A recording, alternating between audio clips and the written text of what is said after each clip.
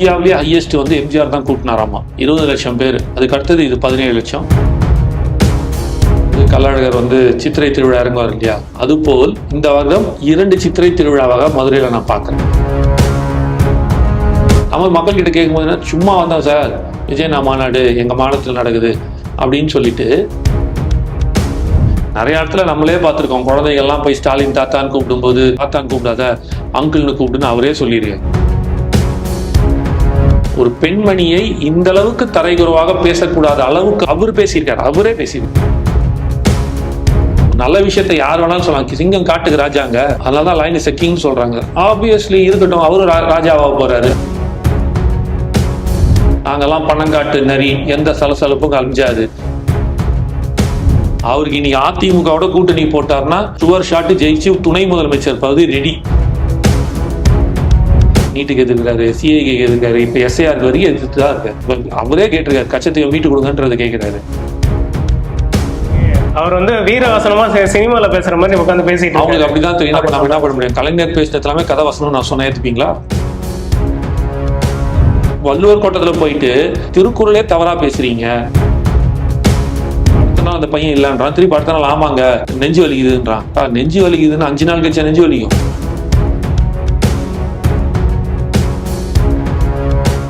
News square Tamil நேயர்களுக்கு வணக்கம். இன்று நம்மோடு இணைந்திருப்பவர் தமிழ்நாடு இளைஞர் கட்சியின் துணைத் தலைவர் திரு காமேஷ் அவர்கள். வணக்கம் சார். வணக்கம் பிரதர். சார், தமிழக வெற்றி கழக மாநாடு நடந்து முடிஞ்சு கிட்டத்தட்ட 7 நாட்களுக்கு மேல ஆகுது. இன்னைக்கு வரைக்கும் தமிழக வெற்றி கழகத்தோட மாநாடு பத்தி தான் எல்லாருமே பேசிட்டு இருக்காங்க. அந்த அளவுக்கு கூட்டம் கூடியிருந்தது விஜய் அவர்களுக்குன்னு சொல்லப்படுது. எவ்வளவு பேர் கூடியிருந்தாங்க? இந்த கூட்டம் எந்த அளவுக்கு தாக்கத்தை ஏற்படுத்தியிருக்கு சார்? ஒரு 17 லட்சம் பேர் கிட்டத்தட்ட கூட்டியிருக்காங்க. அது வந்து செய்தித்தாள்லையும் வந்திருக்கு.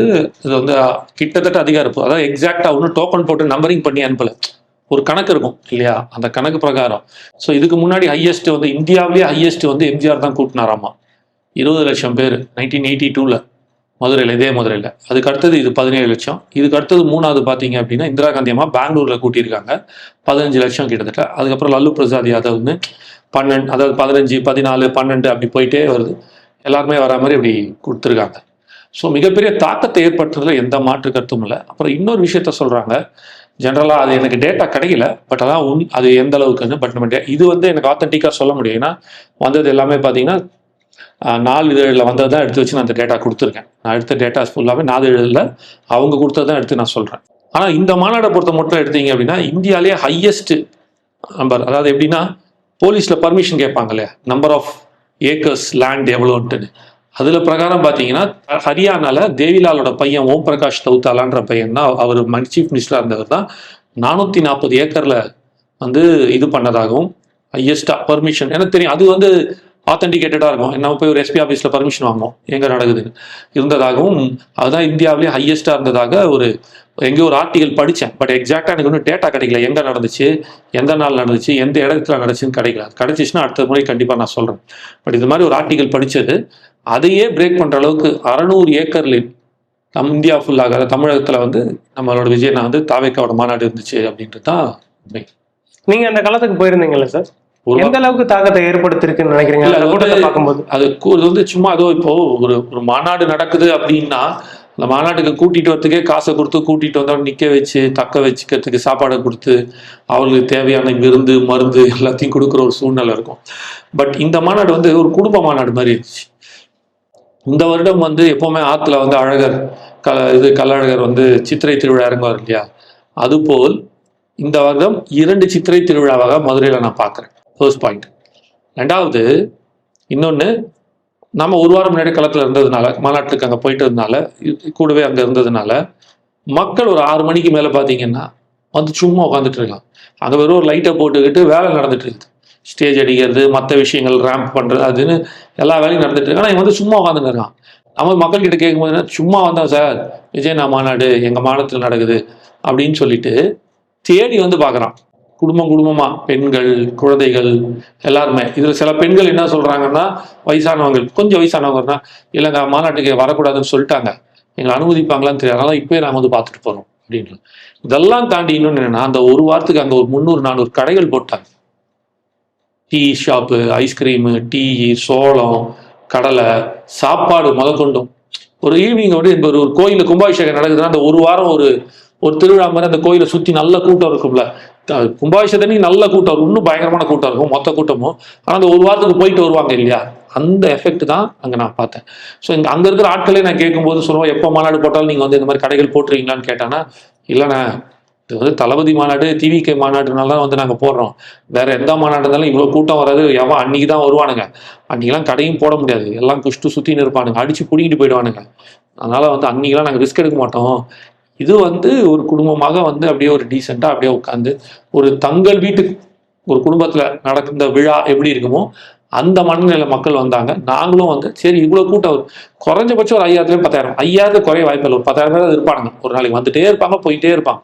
கடை போட்டு வியாபாரம் ஒரு வாரம் எனக்கு வந்து ஒரு பொழப்பு நடந்துச்சுனால தளபதிக்கு எங்களோட நன்றியை தெரிவிச்சுக்கிறோன்ற அளவுக்கு ஒரு குடும்ப விழாவாகவும் அந்த மதுரை மண்ணுக்கே ஒரு கனெக்ட் பண்ண ஒரு மதுரைனா மாநாடுனா மதுரைன்றத திருப்பி வந்து விஜய்னா இங்கே ப்ரூவ் பண்ணாதான் நான் பார்க்குறேன். சரி, இப்போ தமிழக வெற்றி கழகத்தோட மாநாடு வந்து பெரும் பேசு பொருளாக ஆகியிருக்கு. சமூக வலைதளங்கள்ல எல்லாருமே சொல்லிட்டு இருக்காங்க.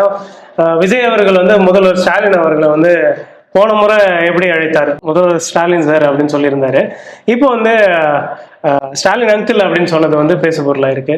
ஏன் அவர் வந்து ஸ்டாலின் அங்கிள்னு சொல்லணும் அப்படின்னு சொல்லி எல்லாருமே கேட்டுட்டு இருக்காங்க சார்.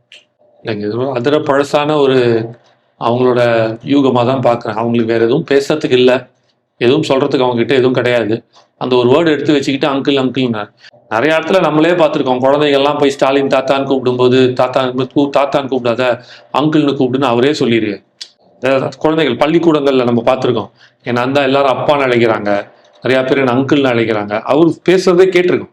ஒரு குழந்தை தாத்தான்னு சும்மா தாத்தா சொல்லாத அங்கிள்னு சொல்லுன்னு சொல்லியிருக்காரு. அப்புறம் என்ன, ரெண்டாவது அது ஒரு பெரிய பிரச்சனைக்காகவோ இல்லைன்னா அது வந்து அந்த ஒரு வசைப்பாடக்கூடிய இல்லைன்னா ஒரு விமர்சிக்கக்கூடிய அளவுக்கான ஒரு ஒரு வார்த்தையே கிடையாது சார். ஒரு சிஎம் இருக்காரு, சிஎம் போயிட்டு இப்படி சொல்லலாமா அப்படின்றத ஒரு 15 வருஷத்துக்கு முன்னாடி 10-15 வருஷத்துக்கு முன்னாடி இதே ஸ்டாலின் ஜெயலலிதா அம்மா சீஃப் மினிஸ்டரா இருக்கும்போது என்ன மாதிரியான வார்த்தைகள்லாம் சொல்லியிருக்காங்கன்னு கேளுங்க.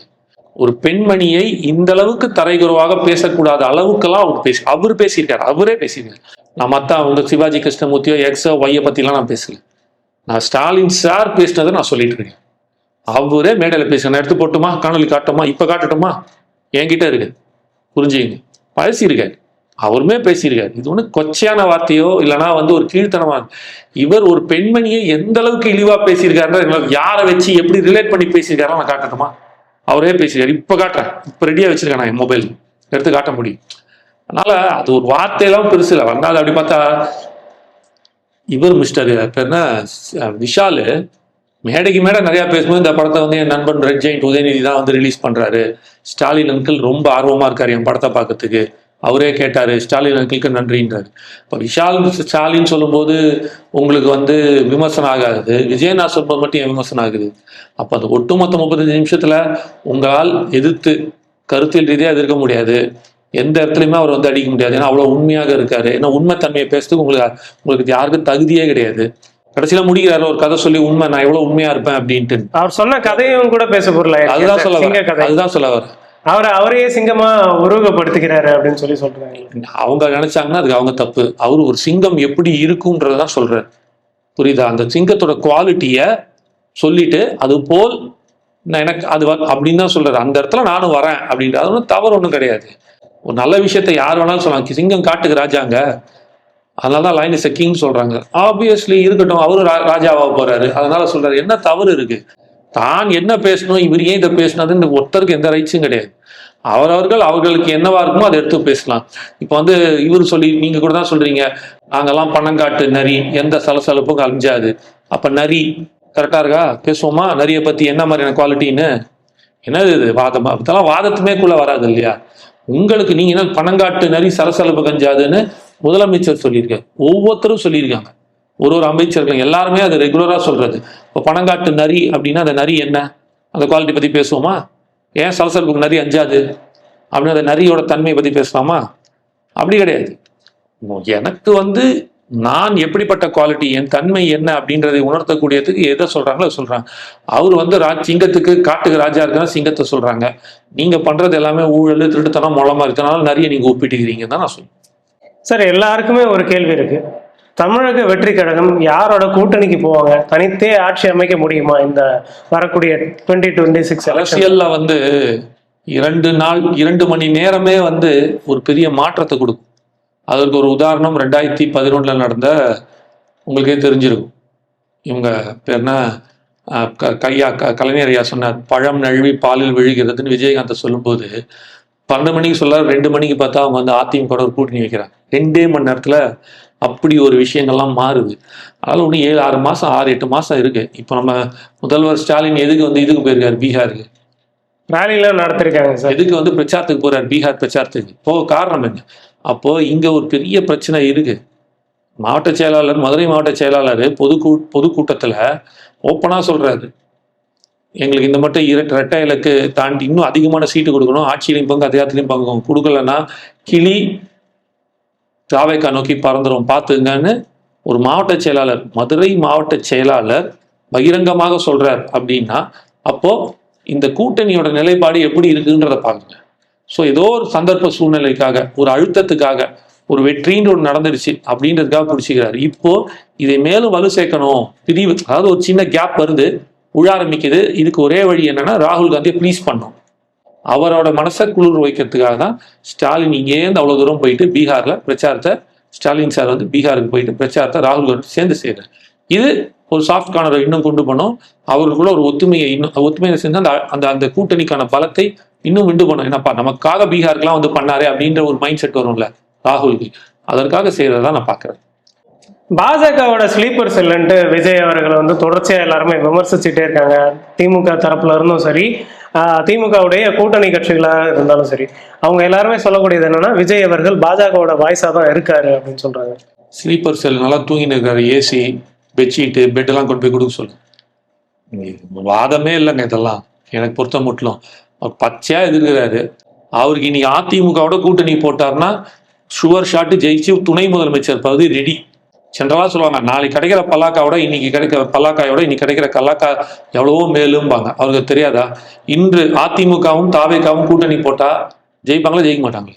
Wash out. 2011 ஜெயலலிதா அம்மாவும் விஜயகாந்த் சாரும் எப்படி போட்டு ஆகி எதிர்கட்சியே இல்லாம போனாங்களே, அதுக்கான இருக்குன்னு ஊடகங்கள்லேருந்து எல்லாருக்குமே தெரியும். இருந்தும் அது வேண்டாம். ஏனென்றால் இந்த 2 திராவிட அரசியல் வேண்டாம், ஊழல் கட்சிகள் வேண்டாம். நான் வருவது ஒரு தீர்வுக்காக, மக்களாக இருந்து மக்கள் அரசாங்கத்தை கொடுக்கறதுக்காக வரேன்னு சொல்றாரு. அவர் போயிட்டு எப்படி பாஜகவோட இதுவா இருப்பார்? அப்படி இருந்துச்சுன்னா அவர் என்னைக்கோ போயிட்டு திமுக கூட்டணி போட்டிருப்பாரு. போட்டுருந்தானா அதிமுக மன்னிக்கணும், அதிமுக கூட்டணி போட்டிருப்பாரு. திமுக தவிடுபடியா இருக்கு. எல்லாம் எந்த ஒரு இடத்துலையும் அவர் எங்கேயுமே தொடர்ந்து ஒரு பாஜக எதிர்த்து தான் இருக்காரு. நீட்டுக்கு எதிர்க்கிறாரு, சிஐக்கு எதிர்க்காரு, இப்போ எஸ்ஐஆருக்கு வரைக்கும் எதிர்த்து தான் இருக்காரு. அவரே கேட்டிருக்காரு, கச்சத்தையும் மீட்டு கொடுங்கன்றதை கேட்கிறாரு. வக்போர்டுக்கு எதுவே போட்டிருக்காரு பாஜக மேல. என்ன அவங்க கொண்டு வந்த இதுக்கு அரசியல் சாசனம் அவங்க மாத்திருக்காங்க இல்லையா, அந்த அமெண்ட்மெண்ட், வக்போர்டு அமெண்ட்மெண்ட் ஆக்டுக்கு வந்து அவர் கேஸே போட்டிருக்காரு. இவ்வளவு செய்யறவர் எப்படி பண்ணுவார்? அதாவது ஒரு இஸ்லாமியர் கிறிஸ்துவர் ஓட்டை பிரிக்கிறதுக்காக தான் இவர் பாஜக உள்ள கொண்டு வந்திருக்கு அப்படின்னா அது எதுக்கு வந்து ஸ்ட்ரெயிட்டாவே வந்து தனியா வைக்கணும்? அவர்கள் ஒதுக்கி கொண்டு, பாஜக ஒதுக்கி கொண்டு அதிமுகவையும் தாவேகாவையும் ஒன்று சேர்த்து விட்டாங்கன்னா அதுவே ஒரு மிகப்பெரிய வெற்றி இல்லை அவங்களுக்கு. யாரா செய்வாங்களா அப்படி? நான் தோத்தாலும் பரவாயில்ல, அடுத்தவன் ஜெயிக்கணும். அந்த அளவுக்கு நல்லவங்களாம் உலகத்துல யாரும் கிடையாது. காமராஜர் கூட முடிஞ்சு போச்சு அந்த அரசியல்லாம். அப்படிலாம் எந்த அரசியல்வாதியும் கிடையாது, எந்த அரசியல் கட்சியும் கிடையாது. ஏதாவது ஒன்று சொல்லணும், ஏதாவது ஒன்று மக்களை குழப்பணும், ஏதாவது ஒன்று உளறி கொட்டணும். கருத்து எதுவும் இல்லை பேசுறதுக்கு. அந்த அளவுக்கு அறிவும் இல்லை, அந்த அளவுக்கு சிந்தனையும் இல்லை, அதுக்கான அந்த பேச்சு திறமையும் கிடையாது. சார் நீங்க இப்படி சொல்றீங்க, ஆனா விஜய் அவர்கள் ஸ்பீச்ல இருந்து அவங்க என்ன டீகோட் பண்றாங்கன்னா, அவர் எந்த தாக்கத்தையும் ஏற்படுத்தல, பெருசா எதுவுமே பேசல, கொள்கை ரீதியாகவும் அவர் எதுவுமே பெருசா முன்னெடுப்புகளை பேசல, அப்புறம் ஆணவ கொலை நடந்திருந்தது அது தொடர்பாக அதுதான் சொல்றேன் இல்லையா, முதல்ல எதை பத்தியுமே பேசல. பத்தி பேசல. இது முதல்ல இந்த மாநாடு வந்து முதல் மாநாடு தான் கொள்கை பரப்பு மாநாடு. அதுல 5 தலைவர்கள், தன் கட்சி தலைவர்கள் யாருன்னு சொல்லிட்டாரு. அவர்களை ஏன் எடுத்தோன்னு சொன்னாரு, நான் எதை நோக்கி வரேன்னு சொல்லிட்டாரு. அதுல பிரதானமா அவர் சொன்னது 3 விஷயம்: வாழ வீடு, வயிற்றுக்கு சோறு, வருமானத்துக்கு ஏற்ற வேலை. இதை தாங்க நான் கொடுக்க வரேன். இதை நான் மக்களுக்கு கொடுத்துட்டாலே இந்த பூமி சொர்க்க பூமியா மாறிடும். எவனுக்கும் எந்த கஷ்டமும் இல்லாம ஒரு மகிழ்ச்சியான வாழ்க்கையை, எந்த ஒரு எதிர்பார்ப்பும் இல்லாமல், செல்ஃப் ரெஸ்பெக்ட் சொல்லுவாங்கல்ல, சுயமரியாதையோட வாழக்கூடிய ஒரு மகிழ்ச்சியான வாழ்க்கையை கொடுப்பன்றதை அவர் தெளிவுபடுத்திட்டார். சரி, இப்ப அதெல்லாம் இல்லையா? இருங்க, இந்த மாநாடு வந்து கொள்கை பரப்பு மாநாடோ தன் கொள்கையை வந்து நிலைநாட்டுற மாநாட்டில் அது ஆல்ரெடி முடிஞ்சிச்சு. யாருக்காவது வேணா விஜய் அண்ணாவோட முதல் மாநாடு 46 நிமிஷம் 30 நொடிகள் ஏதோ பேசியிருக்காரு. அதை தயவுசெய்து போட்டு பார்த்தீங்கன்னா அவர் சொன்ன கொள்கையெல்லாம் வந்துருச்சு, முடிஞ்சு போச்சு. இந்த மாநாடு வெற்றி தரும் மாநாடு, வெற்றி வரலாறு திரும்பும் மாநாடு. 67 அப்படின்னு அண்ணாவும் 77 எம்ஜிஆர் என்ன செஞ்சு ஜெயிச்சாங்களோ அதுபோல் 26ல நானும் சாதிக்க வந்திருக்கிற ஒரு வரலாறு மாநாடுன்னு சொல்லிட்டு அதை பத்தி தான் பேசிட்டு இருக்காரு. நீங்க வந்து கொள்கையை பத்தி எல்லாம் பேசணும் சொல்லி உங்களுக்கு கொள்கை தெரியணுமா, தயவுசெய்து அங்க போயிடுங்க சார். சினிமா பட வசனம் மாதிரி இருக்கு, அவர் வந்து வீர வசனமா சினிமால பேசுற மாதிரி உட்காந்து பேசிட்டு அவங்களுக்கு அப்படிதான் தெரியும். நம்ம என்ன பண்ண முடியும்? கலைஞர் பேசினது எல்லாமே கதை வசனம் நான் சொன்ன ஏத்துப்பீங்களா? நான் கலைஞர் பேசின எல்லாத்தையும் நான் கேட்டுட்டு இதே மாதிரிதான் சினிமாலே இருந்துச்சு, கதவசனமாக இருந்துச்சு. பராசத்தில் அப்படிதான் பேசினாரு, ஓடினேன் ஓடினேன் வாழ்க்கையின் எல்லைக்கே ஓடினேன் அங்கு பார்த்தேன் அப்படின்ற மாதிரி தான் கலைஞர் பேசும்போது பேசுவாரு. அதில் எடுத்துக்கலாமா? ஏங்க உங்களுக்கு அவ்வளவுதான் தோணுதுன்னா அதுக்கு நம்ம ஒன்றும் பண்ண முடியாது. ஒவ்வொருத்தருக்கும் ஒரு ஸ்டைல், அவர் பேசுற ஸ்டைல் அந்த மாதிரி இருக்கு. எழுதி வச்சுட்டு பேசுறாரு, சீட்டை வச்சுட்டு படிச்சுட்டு இருக்காரு, சீட்டை வச்சு பேசுறாரு சொல்றீங்களா? தெளிவா பேசுறாரு, கரெக்டா பேசுறாரு, தப்பா வரிக்கு வரி எல்லாமே பேசுறல. ஆனா இங்க பார்த்து படிக்கும் போதே உளறி கொட்டுறீங்களே. பார்த்து படிக்கும் போது பூனை மேல மதிலும்பீங்க. கொடுக்குற வள்ளுவர் கோட்டத்துல போயிட்டு இந்த வள்ளுவர் கோட்டத்தை திறக்கும் போது அந்த திருக்குறளே தவறா பேசுறீங்க. ஒரு மனுஷன் வந்து கம்பராமாயணம் எழுதி சேக்கியார் எழுதினா கம்பராமாயணம்ன்றாரு. இந்த அளவுக்கு உளறி கொட்டி கொண்டு இருக்கிற தலைவருக்கு நடுவில் எல்லாருக்கும் எல்லாம் தெரியாது. அங்க வந்து பேசும்போது மரியாதையாக அவர் பேசுற ஒரு ஒரு வார்த்தைக்கும் ஒரு அர்த்தம் இருக்கும், மக்கள் கிட்ட போய் ஆழமா போய் சேரும். புரியுதுங்களா? அப்போ அதை தெளிவாக தவறில்லாமல் பேசினாலே போதும். எழுதி வச்சு பேசணும்னு தப்பு இல்லையா? சண்முகதானம் தான் சார் எழுதி கொடுப்பாரு கருணாநிதிக்கு. பின்னாலே ஒருத்தர் எழுதி அனுப்புவார் தெரியுமா? என்னது அது பார்த்து பார்த்து பண்றாரு. இப்ப எடப்பாடி கூட தான் பேப்பரை வாங்கி வச்சுட்டு பார்த்துட்டு தான் படிக்கிறாரு. எல்லா இடத்துலையும் மாறிட்டே இருக்குது பாத்தீங்களா? பெறப்புறையில இதே ஸ்டாலின் ஐயா வந்து பார்த்து படிக்கிறீங்க. கேட்குற கேள்விக்கே நீங்க பார்த்து தானே பதில் சொல்றீங்க. அப்புறம் சார், இப்ப இந்த மாநாட்டுல கலந்துகிட்ட ஒரு நபரை வந்து தூக்கி போட்டாங்க பவுன்சர்கள் அப்படின்னு சொல்லி ஒரு சர்ச்சை ஏற்பட்டிருக்கு. அந்த தூக்கி போட்ட நபர் வந்து அவர் ஒரு காணொலி போட்டிருந்தாரு, வந்து தவறுதெல்லாம் நடந்துருச்சு, நான் ஏறி போனேன், அதனால என்ன கீழே தள்ளிட்டாங்க அப்படின்னு சொல்லி அவர் பேசினதா ஒரு இன்ஸ்டாகிராம்ல எல்லாம் வைரல் ஆயிட்டு இருந்தது. இந்த நிலையில வந்து அவரே போய் காவல்துறையில வந்து கம்ப்ளைண்ட் கொடுத்துருக்காருன்னு ஒரு பேசுபொருள் இருக்கு. அந்த நபர் வேற ஒரு நபரா இருக்காரு அப்படின்னு சொல்லப்படுது. அதான் நீங்களே பதில் சொல்லிட்டீங்களே அழகா. பொய்யான ஒரு புகார் முதல் நாள் அந்த அம்மா கொடுக்குது, அவங்க அம்மா கொடுக்குறாங்க.